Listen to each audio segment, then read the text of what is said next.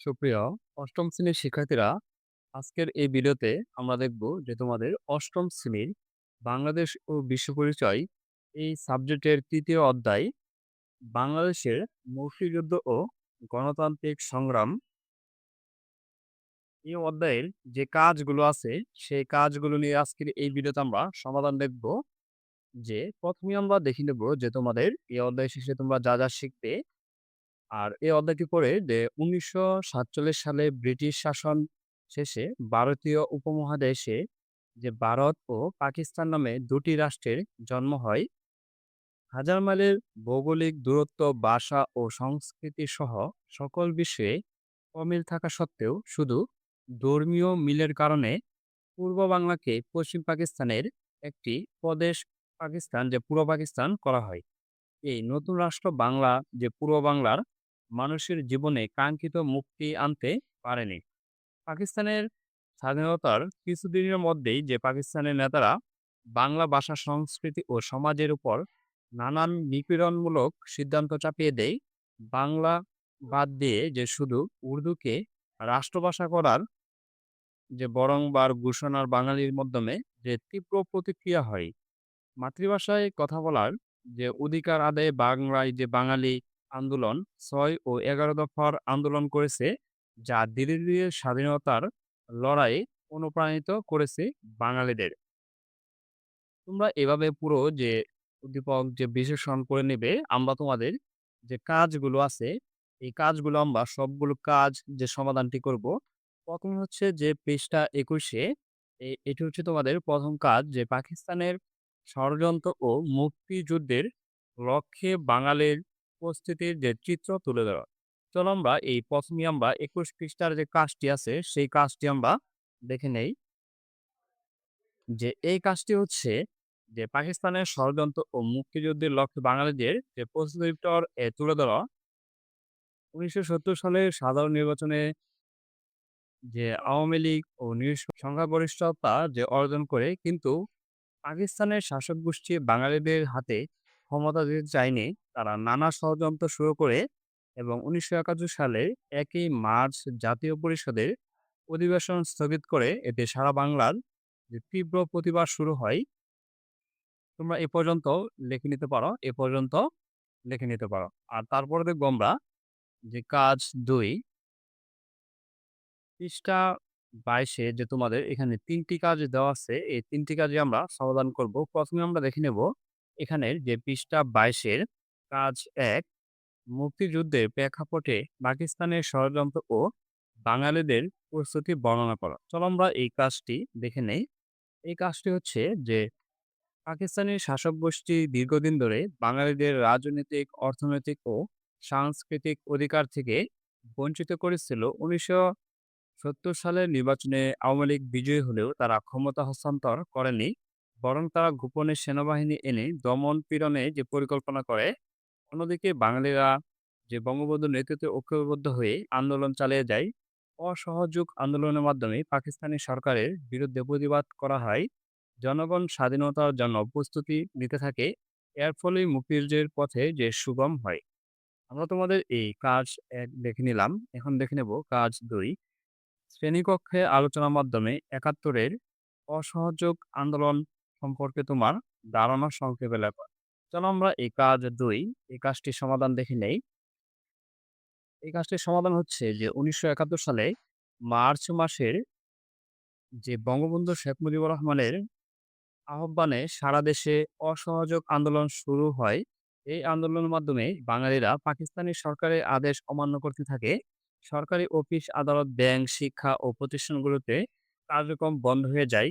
জনগণ শুধুমাত্র বঙ্গবন্ধুর নির্দেশ অনুসরণ করতে থাকে।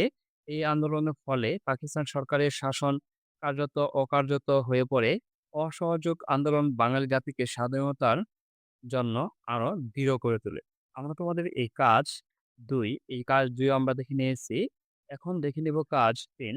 শ্রেণীতে সবাই মিলে বঙ্গবন্ধুর ৭ই মার্চের ভাষণ শুনে এ সম্পর্কে তোমার মতামত লেখা। চলো আমরা এই কাজ ৩ এটিও দেখি। যে এই কাজ ৩ হচ্ছে ১৯৭১ সালে ৭ই মার্চ বঙ্গবন্ধু শেখ মুজিবুর রহমান ঢাকার রেসকোর্স ময়দানে ঐতিহাসিক ভাষণ দেন। এই ভাষণে তিনি বাঙালিদের স্বাধীনতার জন্য প্রস্তুত হওয়ার আহ্বান জানান। তিনি বলেন, "এবারের সংগ্রাম, মুক্তির সংগ্রাম, এবারের সংগ্রাম, স্বাধীনতা সংগ্রাম।" এই ভাষণ বাঙালি জাতিকে ঐক্যবদ্ধ করে তোলে এবং মুক্তিযুদ্ধের জন্য অনুপ্রাণিত করেন। আমার মতে এই ভাষণ বাঙালি জাতির ইতিহাসে একটি গুরুত্বপূর্ণ ঘটনা। এটি আমাদের স্বাধীনতা সংগ্রামে সাহস ও প্রেরণা জুগিয়েছিল। আমরা তোমাদের এই কাজ ৩ পৃষ্ঠা ২২ এর এই ৩ টি কাজ আমরা দেখে নিয়েছি।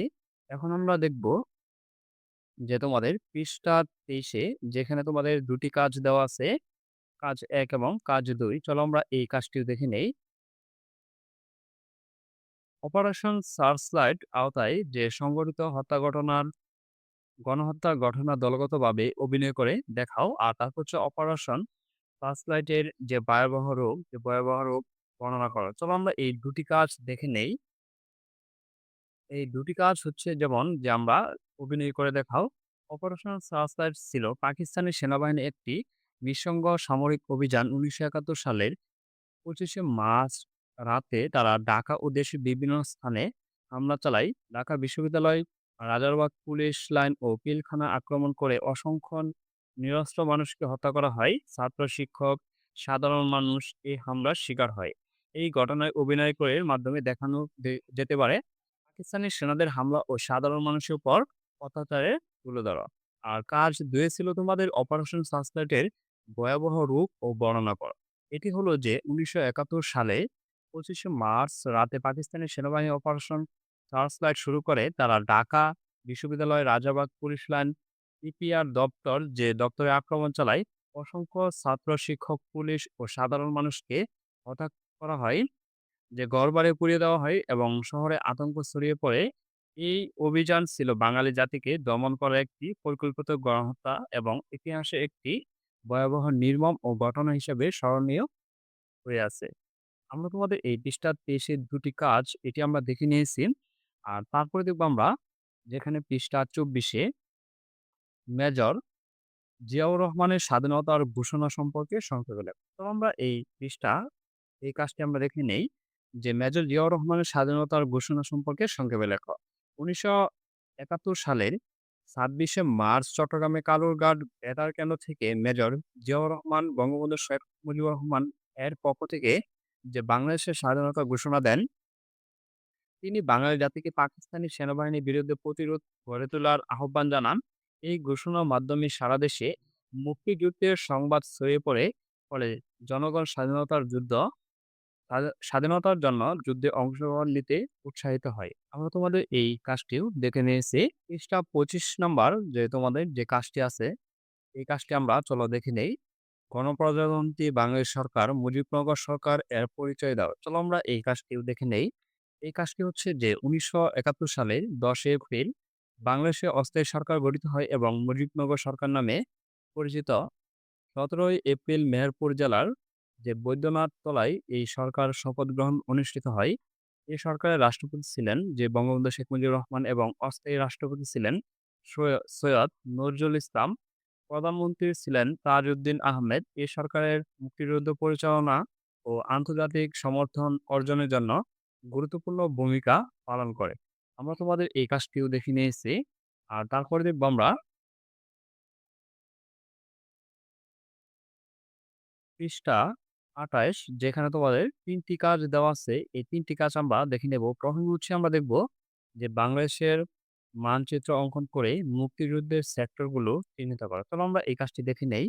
এই কাজটি হচ্ছে যে মুক্তিযুদ্ধের সময় যুদ্ধ পরিচালনার সুবিধার জন্য বাংলাদেশকে ১১টি সেক্টরে ভাগ করা হয়। প্রতিটি সেক্টরের জন্য একজন করে সেক্টর কমান্ডার ছিলেন। তারা মুক্তিযুদ্ধের প্রশিক্ষণ দেন এবং যুদ্ধ পরিচালনা করেন। বিভিন্ন অঞ্চলে মুক্তিযোদ্ধারা পাকিস্তানি বাহিনীর বিরুদ্ধে যুদ্ধ চালিয়ে যেত। এই সেক্টর ভিত্তিক ব্যবস্থার মাধ্যমে মুক্তিযুদ্ধকে সংগঠিত কার্যকর করা সম্ভব হয়। এই কাজটি আমরা দেখে নিয়েছি। তারপর দেখব কাজ ২। গণপ্রজাতন্ত্রী বাংলাদেশ সরকার, মুজিবনগর সরকার এর গঠন এর কাজে বর্ণনা দাও। তবে আমরা এই কাজটি দেখি যে মুজিবনগর সরকারে ১৯৭১ সালে ১০ এপ্রিল গঠিত হয়। ১৭ এপ্রিল যে শপথ গ্রহণ করে। এই সরকারের রাষ্ট্রপতি ছিলেন বঙ্গবন্ধু শেখ মুজিবুর রহমান, সৈয়দ নজরুল ইসলাম ছিলেন অস্থায়ী রাষ্ট্রপতি এবং তাজউদ্দিন আহমদ ছিলেন প্রধানমন্ত্রী। এই সরকারের মুক্তিযুদ্ধ পরিচালনা, মুক্তিযুদ্ধের সংগঠিত করা, এই আন্তর্জাতিক সমর্থন অর্জনের জন্য কাজ করে। এছাড়া তারা বিভিন্ন দেশে বাংলাদেশের পক্ষে জনমত গড়ে তোলে। এই কাজটি আমরা এই কাজটি আমরা দেখে নিয়েছি। এখন আমরা দেখে নেব যে তোমাদের মুক্তিযুদ্ধের বিরোধিতা কারা করেছিল। তবে আমরা এই কাজটিও দেখে নেই। এই কাজটি হচ্ছে যে মুক্তিযুদ্ধের সময় পাকিস্তানি সেনাবাহিনী বাংলাদেশের যে স্বাধীনতার বিরোধিতা করেছিল, তাদের সহযোগিতা করেছিল যে কিছু দেশীয় সংগঠন, এদের মধ্যে রাজাকার, আল-বদর ও আল-শামস উল্লেখযোগ্য। তারা পাকিস্তানি সেনাবাহিনীকে তথ্য দিয়ে সহায়তা করত এবং বাঙালি জনগণের উপর অত্যাচার চালাতো। এদের কর্মকাণ্ড মুক্তিযুদ্ধের ইতিহাসে নিন্দনীয় হিসেবে বিবেচিত। ধন্যবাদ শিক্ষার্থীরা। আমরা তোমাদের আজকে এ পর্যন্ত পৃষ্ঠা ২৮ পর্যন্ত তোমাদের এই ৩য় অধ্যায়ের যে কাজগুলো আছে সেগুলো আমরা দেখে নিয়েছি। পরবর্তী ভিডিওতে আমরা দেখব পৃষ্ঠা ২৯ থেকে যে কাজগুলো আছে সেই কাজগুলোর সমাধান এবং অনুশীলনী, সংক্ষিপ্ত এবং বহির্নির্বাচনী সৃজনশীল প্রশ্নগুলো আমরা পরবর্তী ভিডিওতে সমাধান করব। আর পরবর্তী ভিডিও সবার আগে পেতে চ্যানেলটি সাবস্ক্রাইব করে পাশেই থাকবে। আর যারা সাবস্ক্রাইব করেছ তাদেরকে অসংখ্য ধন্যবাদ।